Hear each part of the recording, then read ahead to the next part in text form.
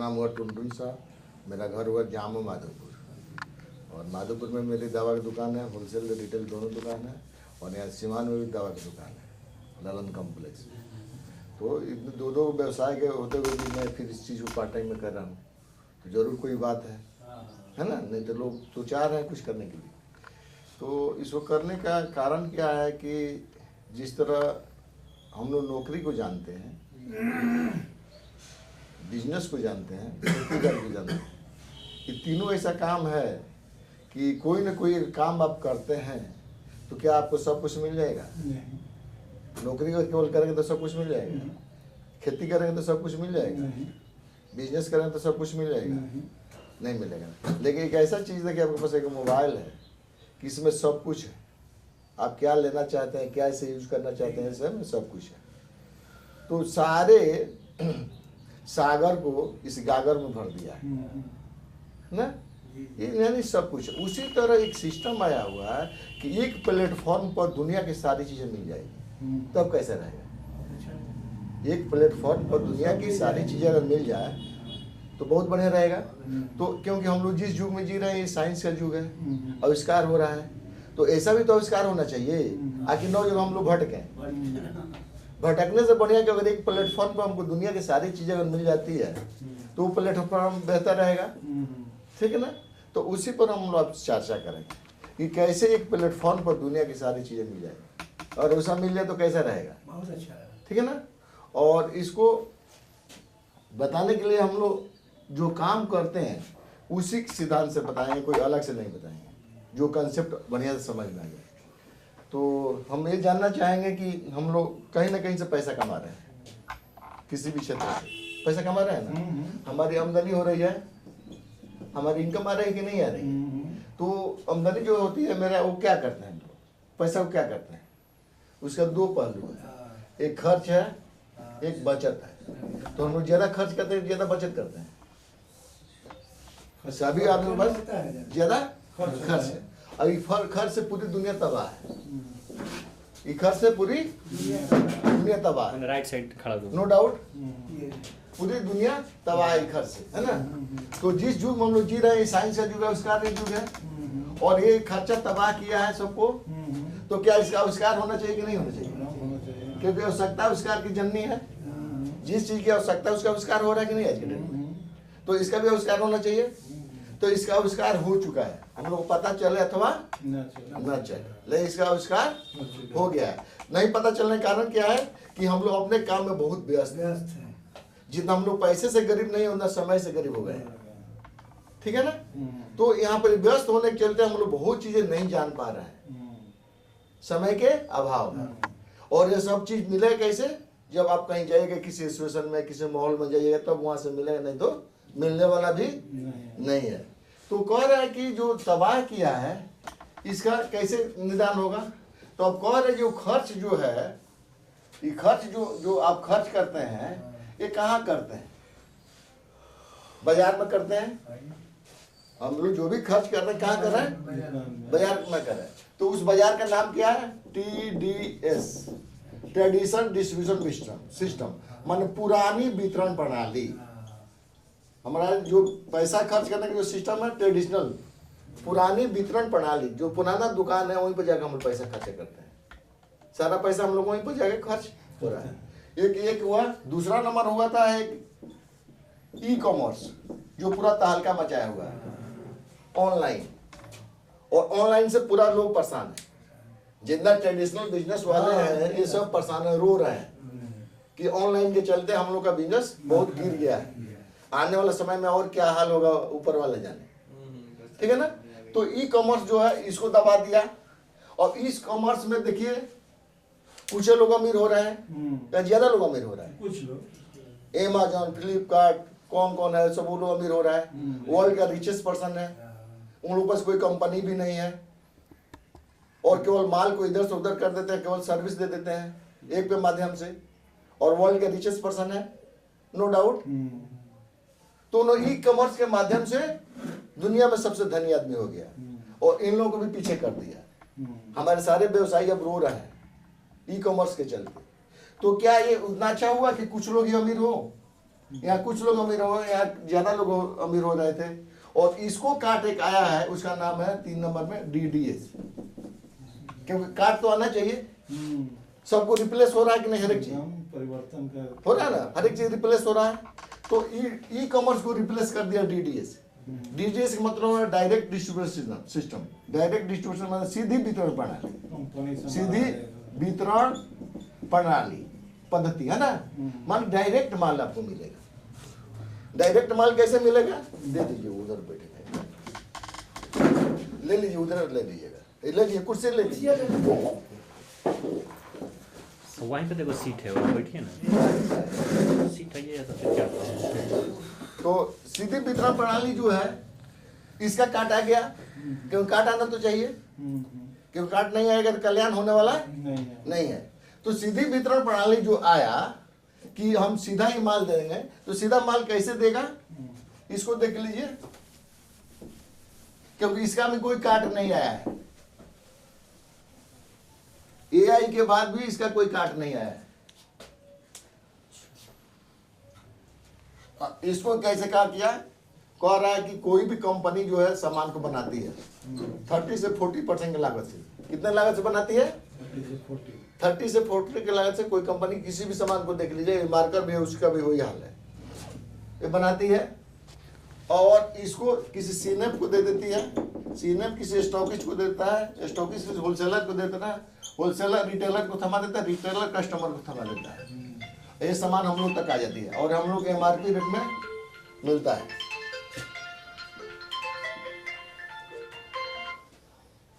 यानी 40 रुपए का सामान हम लोग कितना मिला? 100 रुपए में। कितना का गैप हुआ? 60 रुपए। ये लिया 5%, ये लिया 10%, ये लिया 10% और रिटेलर 20% लिया, क्योंकि ये उधार बाकी भी बेचता है। और उसके बाद एक कस्टमर को आगे कितना? 100 रुपए में। उसके बाद एड वालों ने भी पैसा लिया, ये लिया 15%, विज्ञापन वाले। और सब जोड़ेंगे तो 5, 10, 15, 10, 25, अब 20, 45 से 15, 60, यानी 60% पैसा आपका मार्केट में चला गया। तो देखा गया कि इसका भी लाइफ स्टाइल बढ़िया है, CNF का भी 5% लेकर भी, स्टॉकिस्ट का भी लाइफ स्टाइल बढ़िया है, होलसेलर का भी लाइफ स्टाइल बढ़िया है। यहाँ तक एक रिटेलर जो दुकानदार आपके बगल का है, उसका भी देखिए लाइफ स्टाइल बढ़िया है, उसका भी बच्चा बढ़िया स्कूल में पढ़ता है, उसके पास गाड़ी है, सब कुछ है। लेकिन बेचारा कस्टमर के पास क्या है? ये कष्ट में मर रहा है बहुत दिनों से। आज से नहीं, दादा परदादा के समय से ही कष्ट में मरा है, आज भी मर रहा है। और आज हम लोग सुधार नहीं करेंगे तो आने वाला जनरेशन भी इसी रास्ता से कष्ट में मरता रहेगा। तो यहाँ पर क्या किया गया कि देखा गया कि हमारे नाता में कुछ लगते नहीं, ये भी नाता में कुछ नहीं लगते, भी नहीं लगते, भी नहीं लगते, भी नहीं लगते। और दिन ब दिन हम लोग को हम लोग अमीर बना रहे हैं, कोई हमारे रिलेटिव भी नहीं है, और दिन ब दिन हम लोग को अमीर बना रहे हैं। आई कभी हम लोग थैंक्स का लेटर भी नहीं भेजते हैं कि भाई तुम मेरा सामान बहुत यूज करते हो, तुमको एक थैंक्स की लेटर भेज रहे हैं। तो इस तरह भेदभाव है और दिन ब दिन लोग अमीर होते जा रहे हैं और कस्टमर गरीब हो रहा है। तो क्या ये सिद्धांत अच्छा है सर? इसमें बदलाव होना चाहिए नहीं? तो एक बदलाव हुआ, कंपनी टू कस्टमर किया गया। कंपनी टू कस्टमर कहा गया कि इसको सबको कैपिंग करो, सबको इसको बंद करो, किसी को पैसा देने की जरूरत नहीं है। डायरेक्ट कंपनी से माल कस्टमर को मिल जाएगा और वो इसमें पैसा 60% कमा लेगा। जो 60% पैसा ये लोग ले रहे थे, 60% पैसा कस्टमर को मिलेगा। अब बताइए 5%, 10%, 20% लेकर लोग अमीर बने हुए हैं, तो और किसी व्यक्ति को 60% पैसा मिले तो कैसा रहेगा? क्या सर अमीर हो सकता है कि नहीं हो सकता है? तो इस सिद्धांत को देखा गया और direct company, direct distribution system लागू हुआ। तो इसमें फिर आगे क्या हुआ? अब कह रहा है कि 60% पैसे की बात आई। कितने पैसा चाहिए कस्टमर को? 60%। और 60% कैसे मिलेगा इसको थोड़ा देख लीजिए, क्योंकि 60% हम लोग चाहिए, हम लोग कस्टमर हैं। तो 60% के लिए कह रहा है कि आपने जो भी खरीदारी कर रहे हैं, जो भी मार्केट में खरीदारी कर रहे हैं, वो समझदारी से कीजिए।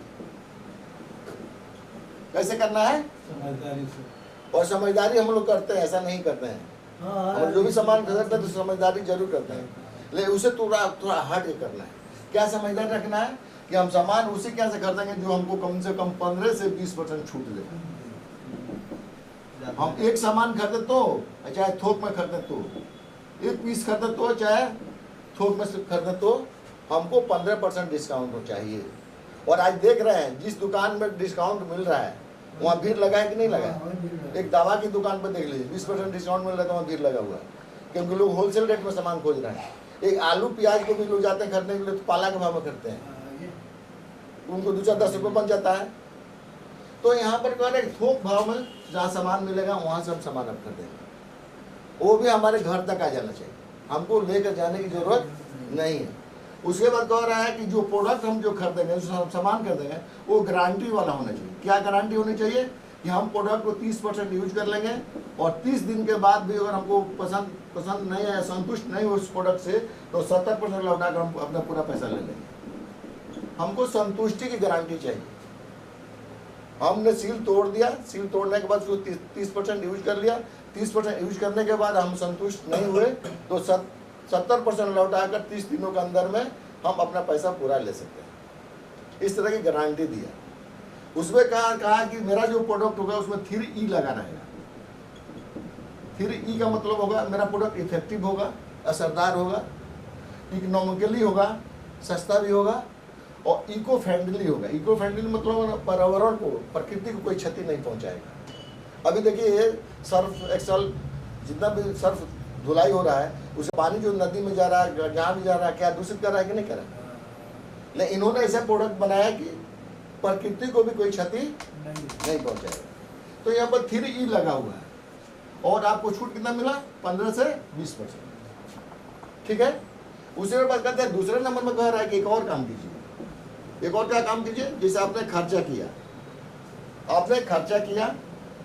आपने समय खर्चा किया, आपने कोई सामान खरीदा, तो जब आप खर्चा कीजिएगा तो उसकी चर्चा कीजिए। जैसे आप लोग आज मीटिंग में बैठे आधा घंटे के लिए, तो वास्तव में ये बात आपको अगर अच्छी लगेगी तो क्या दोस्तों को बताने लायक बात है कि नहीं? तो यहाँ पर चर्चा करना। चर्चा मीन्स क्या होता है? ऐड। और दुनिया में सबसे ज्यादा पैसा कौन बना रहा है? ऐड वाला। सचिन बेचारा, सचिन जी अभी भी वो क्रिकेट नहीं खेलते हैं, उनको पैसे की कोई कमी है? सारा पैसा ऐड से आ रहा है। अमिताभ बच्चन फिल्म नहीं बना रहा है, उनको पैसा कमी है, सारा पैसा ऐड से आ रहा है। तो ऐड में तो बहुत पैसा है ना। तो अगर हमको भी आपको ऐड करने का मौका मिले तो कैसा रहेगा? और वो लोग ऐड जो करते हैं वो लोग फेमस पर्सनालिटी, सेलिब्रिटी हैं, इसलिए उनकी बातें सब लोग मान जाते हैं। नहीं, हमारा आपका बात कौन मानेगा? कोई नहीं मानेगा। तो यहाँ पर हमको प्रकृति ने एक सहूलियत दिया, एक इजाजत दिया कि नहीं, आपको वो तो सेलिब्रिटी है, कुछ भी बोल कर कुछ भी बिचवा देते हैं, लेकिन आपको क्या करना है? आपको सच बोलना पड़ेगा। क्या बोलना पड़ेगा? सच बोलना पड़ेगा। जो चीज़ आपको अच्छा लगे उसको कहना है, नहीं अच्छा लगे उसको नहीं कहना है। तो हम लोग ह्यूमन नेचर है कि अच्छा चीज़ को अच्छा कहना और बुरा चीज़ को बुरा कहना हम लोग को फितरत है कि नहीं है? तो यहाँ भी अगर आपको कंसेप्ट अच्छा लगता है, प्रोडक्ट अच्छा लगता है, तो आप किसी को शेयर कीजिए, नहीं तो मत कीजिए। तो यहाँ पर आपका एक ऐड शुरू होता है। तो जहाँ खर्चा कर रहे हैं, समय को खर्चा करते हैं या प्रोडक्ट में खर्चा करते हैं, तो उसकी चर्चा कीजिए। चर्चा मीन्स होता है ऐड, विज्ञापन। जब ऐड कीजिएगा, जैसे पांडे जी को अच्छा लगा है तो आप आए थे तो आप लोग रोक लिए ना, क्या ये थोड़ा सा सुन लिया जाए। और उनको नहीं अच्छा लगता तो आपको नहीं रोकते, और आपको अच्छा लगे तो फिर दूसरों को लाइएगा। ठीक है ना? तो ऐड मतलब होता है चर्चा, विज्ञापन। और ऐड कीजिएगा, प्रचार कीजिएगा, तो आपको यहाँ कंपनी देगी 3% से 21% बोनस हर एक 5 तारीख को। कंपनी कितना बोनस देगी? 3% से 21% बोनस देगी प्रचार का, ऐड का। कैसे? ऐड में बहुत पैसा है। और सूर्यवंशी को केवल बॉर्नविटा प्रचार करने के लिए मिला है तो 400 करोड़ रुपया मिला है। तो यहाँ पे भी आपको प्रचार में बहुत पैसा है, इसलिए कंपनी आपको भी बहुत पैसा देगी। कितना पैसा कि 3% से 21% का मतलब होता है 1000 रुपया से लेकर 1 लाख का महीना। और आज के डेट में 1 लाख का महीना कमाने वाले बड़ी कम लोग हैं, उंगली पे गिना सकते हैं। ठीक है ना? तो यहाँ पर कंपनी आपको ऐड करते हैं तो 1000 से लेकर 1 लाख का महीना देती है। उसके बाद